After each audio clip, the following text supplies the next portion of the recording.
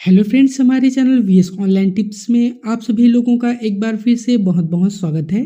छत्तीसगढ़ के pre BEd साथ ही DElEd की चौथी मेरिट लिस्ट की यहाँ पर अलॉटमेंट लेटर जारी कर दिया गया है। आज की वीडियो में हम जानेंगे कि आप अपना आवंटन यानी अलॉटमेंट लेटर को कैसे डाउनलोड करेंगे। इसके साथ ही अगर आपका सिलेक्शन नहीं हुआ है तो आगे आपको क्या करना है, कब आपको कॉलेज अलॉट होगा। साथ ही दोस्तों, अगर आपको कॉलेज चेंज कराना है तो आपको एक्सेप्ट करना है या रिजेक्ट करना है, पूरी जानकारी आपको इस वीडियो में दी जाएगी। तो चलिए वीडियो शुरू करते हैं। आवंटन सूची यानी अलॉटमेंट लेटर को डाउनलोड करने के लिए सबसे पहले आप अपने मोबाइल के ब्राउजर को ओपन कर लीजिए। सर्च बार पर आकर आपको SCERT लिख के सर्च करना है। अब यहाँ पर सर्च रिजल्ट में SCERT की साइट आ जाती है, यहाँ पर क्लिक कर दीजिए और इस प्रकार से आपके सामने यहाँ पर काउंसलिंग के लिए डायरेक्ट लिंक यहाँ पर आ जाएगा। तो यहाँ पर देखेंगे तो काउंसलिंग के लिए लिंक लिखा हुआ आता है, यहाँ पर आप क्लिक कर सकते हैं। जैसे ही आप यहाँ पर क्लिक करेंगे तो काउंसलिंग का जो पेज है आपके सामने ओपन हो जाता है। अब यहाँ पर कोर्स का नाम दिया गया है BA BEd BSc BEd, साथ ही BEd और डीएलएड। मान लीजिए आपको डीएलएड का अलॉटमेंट लेटर डाउनलोड करना है तो डीएलएड के बगल में यहाँ पर क्लिक टू लॉगिन लिखा हुआ आता है, यहाँ पर क्लिक करेंगे।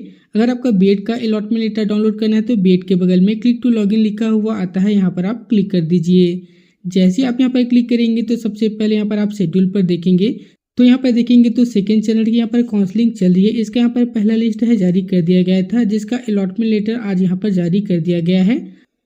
अगर आपका सिलेक्शन हो गया है तो 13 अक्टूबर से लेकर 16 अक्टूबर के बीच आप अपने कॉलेज में जाकर एडमिशन ले सकते हैं। इसके साथ ही जितने भी खाली सीट बच जाएगी उसकी जानकारी 17 अक्टूबर को जारी कर दिया जाएगा। और दोस्तों 23 अक्टूबर को यहाँ पर जो है द्वितीय चरण का यहाँ पर सेकेंड लिस्ट जारी कर दिया जाएगा, यानी कि यहाँ पर टोटल 5वां लिस्ट है यहाँ पर जो है जारी कर दी जाएगी। इस प्रकार से आप यहाँ पर पूरी जानकारी देख पाएंगे।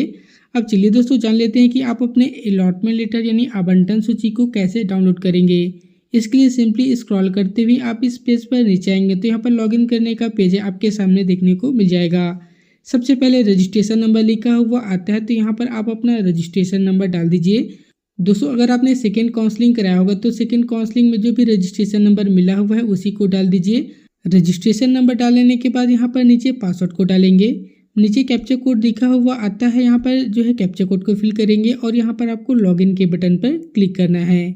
जैसे ही आप यहाँ पर लॉगिन करेंगे आपका प्रोफाइल यहाँ पर लॉगिन होकर ओपन हो जाएगा। अब स्क्रॉल करते हुए आप यहाँ पर नीचे देखेंगे तो व्यू अलॉटमेंट लेटर का एक ऑप्शन है, यहाँ पर एक्टिवेट कर दिया गया है। तो सिंपली आपको यहाँ पर क्लिक करना है। जैसे ही आप यहाँ पर क्लिक करेंगे यहाँ पर देखेंगे तो स्टूडेंट डिटेल में इस प्रकार से जो डेटा है आ जाता है। अगर दोस्तों आप यहाँ पर सर्च करते हैं आपके यहाँ पर डिटेल नहीं आता है, आपका नाम, रजिस्ट्रेशन नंबर, ये सारे डिटेल यहाँ पर ब्लैंक आते हैं, इसका मतलब आपका सिलेक्शन नहीं हो पाया है, आपको अगले लिस्ट का वेट करना पड़ेगा। तो जिन सभी कैंडिडेट को यहाँ पर सीट अलॉट नहीं हुआ है उसके प्रोफाइल में इस प्रकार से जो है ब्लैंक देखने को मिल जाएगा। दोस्तों अगर आपका सिलेक्शन किसी कॉलेज में हो गया है, आपको सीट अलॉट हो गया है, अब यहाँ पर आप व्यू अलॉटमेंट लेटर के ऑप्शन पर क्लिक करेंगे तो इस प्रकार से आपका डिटेल है सर्च होकर आ जाएगा। यहाँ पर आपका नाम, रजिस्ट्रेशन नंबर, ट्रांजेक्शन ID, ये सारी डिटेल है आपको देखने को मिल जाएगी।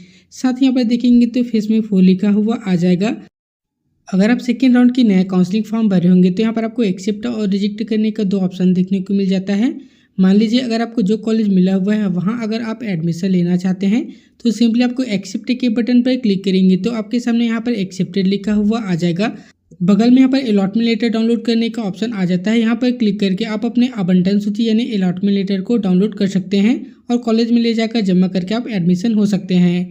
मान लीजिए दोस्तों आपको जो भी कॉलेज मिला हुआ है वहाँ पर अगर आप एडमिशन नहीं लेना चाहते, अगर आपको किसी और कॉलेज में एडमिशन लेना है, जो आपने प्रेफरेंस सेलेक्ट किया हुआ है उसमें से अगर आपको किसी और कॉलेज में एडमिशन चाहिए तो सिंपली आप यहाँ पर एक बार रिजेक्ट कर सकते हैं।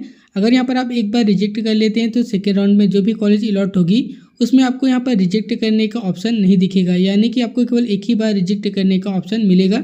तो अगर आपको यहाँ पर जो रिजेक्ट करना है तो सिंपली रिजेक्ट के ऑप्शन पर क्लिक करके आप इस अलॉटमेंट लेटर को रिजेक्ट कर सकते हैं। मान लीजिए यहाँ से आप रिजेक्ट कर देते हैं तो आपको जो भी अगली लिस्ट आएगी उसमें आपको स्वतः ही शामिल कर लिया जाएगा, आपको कुछ भी करने की आवश्यकता नहीं पड़ेगी। अगर दोस्तों आपके सामने यहाँ पर रिजेक्ट करने का ऑप्शन नहीं आता है तो आपका सिलेक्शन किसी और कॉलेज में हो गया था, अगर आपने एक बार रिजेक्ट कर लिया है तो आपके सामने दोबारा यहाँ पर रिजेक्ट करने का ऑप्शन देखने को नहीं मिलेगा, या आप अपने नया फॉर्म भरे होंगे तभी यहाँ पर एक्सेप्ट और रिजेक्ट करने का ऑप्शन आपको मिलता है। तो इस प्रकार से आप अपने यहाँ पर जो है अलॉटमेंट लेटर को डाउनलोड कर सकते हैं। चलिए दोस्तों अब बात कर लेते हैं कि अगर आपका सिलेक्शन नहीं हुआ है तो आगे आपको क्या करना होगा। तो आगे आपको अगले लिस्ट का वेट करना है। क्योंकि आपको बता दूं कि यहाँ पर जो सेकेंड राउंड की काउंसलिंग हुई थी उसमें बहुत सारे कैंडिडेट यहाँ पर जो है नए फॉर्म भरे थे, इसलिए कट ऑफ है थोड़ा सा यहाँ पर ऊपर चला गया है। लेकिन दोस्तों आपकी जो अगली लिस्ट आएगी उसमें कट ऑफ है थोड़ा सा डाउन जाने वाला है, तो अगर आपका नंबर कम है तो आप अगली लिस्ट का वेट कर सकते हैं।